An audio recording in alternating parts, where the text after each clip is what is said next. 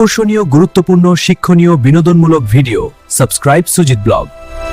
Hello বন্ধুরা, এই মুহূর্তে আমি আছি হবিগঞ্জ মাধবপুর নপাড়া বাজার উৎসবে। আর সেই উৎসব জুড়ে যা যা রয়েছে সবগুলো আপনাদের মধ্যে তুলে ধরবো। সঙ্গে থাকবেন। যারা ইউটিউব চ্যানেল থেকে দেখছেন ইউটিউব চ্যানেলটি সাবস্ক্রাইব করবেন, যারা ফেসবুক থেকে দেখছেন ফেসবুকটি ফলো দিয়ে পাশে থাকবেন।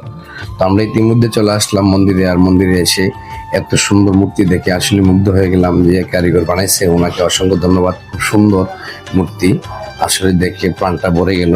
অসাধারণ ছিল আসলে মূর্তিগুলি।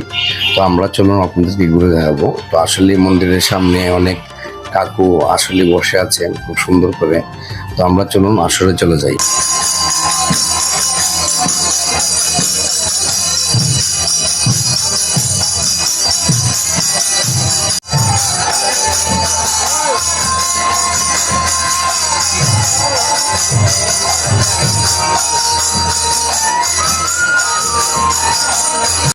উৎসবে যাবো আর মহাপ্রসাদ খাবো না তাই কখনো হয়। তো চলে গেলাম রাত বাজে একটা মহাপ্রসাদ খাওয়ার জন্য। গিয়ে দেখতে পেলাম যে অনেক ভক্তবিন্দু রয়েছে এখানে মহাপ্রসাদ খাচ্ছে।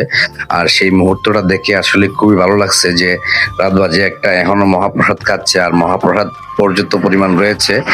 আর সেই মুহূর্তগুলো দেখে আসলে খুবই ভালো লাগছে। তো আসলে আমরা যারা সনাতন ধর্মের লোক আছি মহাপ্রসাদ খেতে হবে। তো আমিও ইতিমধ্যে মহাপ্রসাদ নিয়ে ফেললাম। আর মহাপ্রসাদ এত স্বাদ হয়েছে যা বলার মতো নয়। আসলে উৎসবে গেলে আমরা মহাপ্রসাদ খাই, আর মহাপ্রসাদ খেলে অনেক রোগ জীবাণু দূর হয়।